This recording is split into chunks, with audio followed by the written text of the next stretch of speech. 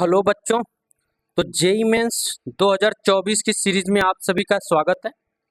आप जो ये क्वेश्चंस देख रहे हैं ये जेई मेंस 2024 में पूछा हुआ क्वेश्चंस है।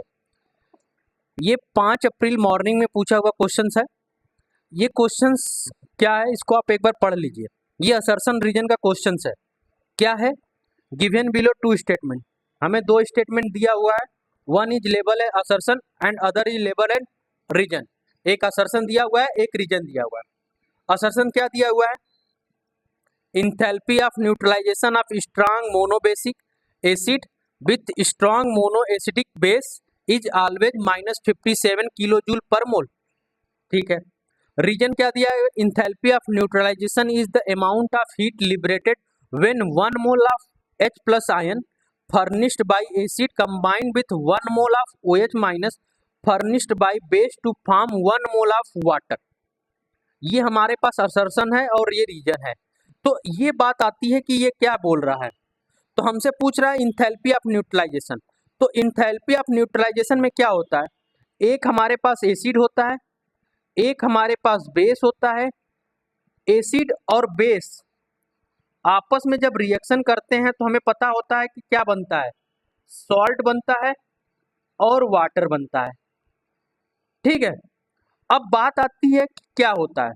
एसिड हमें पता होता है कि Ha होता है इस तरह से, और बेस हमारे पास मान लेते हैं BOH होता है। अगर ये दोनों आपस में, ये दोनों स्ट्रांग है, ये स्ट्रांग एसिड है और ये स्ट्रांग बेस है। अब दोनों मिलेंगे तो क्या बनेगा? AB हमारा एक सॉल्ट बन रहा है। ठीक है। और H प्लस और OH माइनस मिलके क्या बना देंगे? वाटर बना देंगे। तो ये हमारे पास क्या बन रहा है? प्रोडक्ट बन रहा है। ठीक है। ये हो गया हमारा वाटर। अब बात आती है कि इसमें enthalpy of neutralization -57 kilo joule per mole कैसे आती है। तो आपको पता होगा कि अगर हम लोग स्ट्रॉन्ग एसिड को वाटर में डालते हैं तो हमें क्या मिलता है? H प्लस और A माइनस मिलेगा। बेस को हम अगर हम डालेंगे तो बी प्लस और OH माइनस मिलेगा। सॉल्ट को अगर हम लोग वाटर में डालेंगे तो हमें क्या मिलेगा? A प्लस और B माइनस, और ये वाटर वाटर के फॉर्म में रहेगा। तो आप अगर एक चीज ध्यान से देखो, तो अगर हमारा कंसंट्रेशन जो है, जो हमारा सोल्यूशन है एसिड का, उसके अंदर H प्लस आयन है और उसके अंदर A माइनस आयन भी है। दूसरा, बेस के अंदर हमें क्या मिल रहा है? B प्लस और OH माइनस मिल रहा है। अगर सोल्यूशन हमारा जो रिएक्शन हुआ, रिएक्शन के बाद भी हमें क्या मिल रहा है? A प्लस मिल रहा है, B माइनस मिल रहा है। यानी कि सोल्यूशन के अंदर भी A आयन इसी तरह से फ्री फॉर्म में है, B आयन भी इसी तरह से फ्री फॉर्म में। तो एक्चुअल में हीट किसकी वजह से निकल रहा है? तो H प्लस और OH माइनस के कंबाइन होने की वजह से हीट एक्चुअल में निकल रहा है। यानी कि जब इंथैल्पी ऑफ न्यूट्रलाइजेशन आपसे अगर पूछा जाता है तो इंथैल्पी ऑफ न्यूट्रलाइजेशन जो बन के आता है वो किसकी वजह से बन के आता है? तो इंथैल्पी ऑफ न्यूट्रलाइजेशन का जो हमारा डिफिनीशन बन के आता है वो आता है कि 1 mole H plus ion combine with 1 mole OH minus ion to form 1 mole of water. जब 1 mole H plus ion combine करता है 1 मोल OH आयन से, तो 1 मोल वाटर का फॉर्मेशन होता है। 1 मोल वाटर का क्या होता है? 1 मोल वाटर का फॉर्मेशन होता है। 1 मोल 1 mole of water form and heat is release. क्योंकि बॉन्ड का फॉर्मेशन होता है, तो जब बॉन्ड का फॉर्मेशन होता है तो हीट उसमें रिलीज होती है, और जो हीट रिलीज होती है that heat is called that heat is called enthalpy of neutralization. तो यही चीज है हमारा enthalpy of that heat is called enthalpy of neutralization. और ये क्या होती है? फिक्स होती है। क्यों?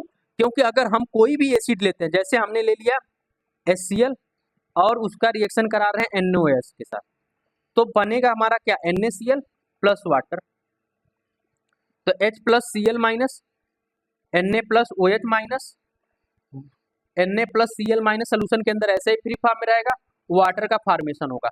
तो ये H प्लस और ये OH माइनस जब वाटर का फॉर्मेशन करते हैं तो जो हीट निकलती है वो फिक्स निकलती है। कितना निकलती है, -57 किलो जूल पर मोल, या फिर अगर कैलोरी में लिखेंगे तो -13.7 किलो कैलोरी पर मोल।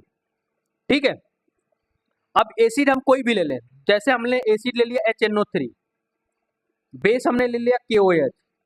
अब इन दोनों का रिएक्शन कराएंगे तो हमारा क्या बनेगा, KNO3 बनेगा और वाटर बनेगा। तो ये जो वाटर बन रहा है ये किसकी वजह से बन रहा है, H प्लस और OH माइनस की वजह से, और यहाँ से NO3 माइनस अलग है और K प्लस अलग है, ये K प्लस अलग है, ये दोनों आपस में कंबाइन करके KOH बना रहे हैं। तो ये भी सॉल्ट है, तो सॉल्ट को वाटर में डालेंगे तो यही बन जाएगा K प्लस और NO3 minus, sorry K plus और NO3 माइनस बन जा रहा है। और यह वाटर का फॉर्मेशन किसकी वजह से हो रहा है, H प्लस और OH माइनस की वजह से हो रहा है। तो यहाँ पे भी H प्लस और OH माइनस की वजह से हो रहा है, यहाँ पे भी H प्लस और OH माइनस की वजह से हो रहा है, यानी कि हीट जो निकलने वाली है वो फिक्स निकलने वाली है, -57 किलो जूल पर मोल। तो यही चीज है कि अगर हमसे इंथैल्पी ऑफ न्यूट्रलाइजेशन पूछा जाता है तो वो हमारी फिक्स होती है। अगर 1 मोल वाटर का फॉर्मेशन होने वाला है H प्लस और OH माइनस से मिलके 1 मोल से, तो वो हमेशा फिक्स होगी -57 किलो जूल पर मोल होगी। ठीक है, चाहे वो आप कोई भी एसिड लो, कोई भी स्ट्रॉन्ग एसिड लो, कोई भी स्ट्रॉन्ग बेस लो, अगर ये दोनों आपस में कंबाइन करेंगे तो एनर्जी हमेशा फिक्स निकलने वाली है। ठीक है, तो आपके हिसाब से देखिए, enthalpy of neutralization of strong monobasic acid और strong monoacidic base is always -57। हाँ, ये ट्रू है, असर्शन सही है।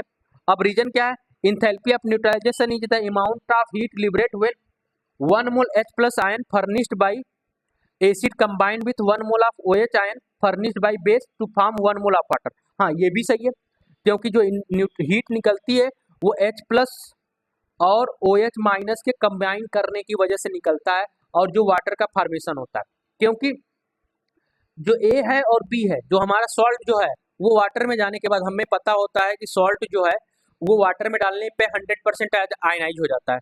तो इसीलिए ये क्या होता है, जैसे ही इसको हम लोग वाटर में डालेंगे ये H प्लस अलग हो जाएगा और OH माइनस अलग हो जाएगा। तो ये दोनों क्या है, सॉरी, सॉल्ट के अंदर A प्लस और B माइनस, ये दोनों क्या हो जाएंगे, आयन के फॉर्म में रहेंगे। तो ये दोनों तो सोल्यूशन से पहले भी आयन के फॉर्म में थे, सोल्यूशन के बाद भी आयन, रिएक्शन के पहले भी आयन के फॉर्म में थे, रिएक्शन के बाद भी आयन के फॉर्म में। तो इनमें कोई चेंज हुआ नहीं। बॉन्ड का फॉर्मेशन किस में हुआ, H प्लस और OH माइनस की वजह से, और यहीं पे बॉन्ड का फॉर्मेशन हो रहा है, यहीं की इसी की वजह से क्या हो रही है, हीट निकल रही है। तो कभी भी अगर एसिड बेस कंबाइन करते हैं तो सॉल्ट के फॉर्मेशन की वजह से हीट कभी नहीं निकलती। किसकी वजह से निकलती है, वाटर के फॉर्मेशन की वजह से निकलती है। तो होप सो आपको ये क्वेश्चन समझ में आ गया होगा कि ये इसका आंसर क्या हो जाएगा। तो इसका आंसर हो जाएगा बोथ, असर्शन और reason both are correct, true. ठीक है, और reason is the correct explanation of A, ये सही है, आंसर आपका क्या हो जाएगा बी। तो ऐसे ही और क्वेश्चंस के लिए हमारे चैनल पे बने रहिए। आपको हमारे चैनल पे सिर्फ एक क्वेश्चंस नहीं कराया जाता, उस एक क्वेश्चन से जो कॉन्सेप्ट बिल्डअप होता है आप उसको, उस कॉन्सेप्ट को कई सारे क्वेश्चन पे आप अप्लाई कर सकते हो। तो हमारे यहाँ हमारे चैनल को सब्सक्राइब करिए और इसी तरह से हमारे चैनल को सपोर्ट करिए, और जेईई मेंस और नीट के और क्वेश्चंस के लिए हमारे चैनल पे बने रहिए। ठीक है, धन्यवाद।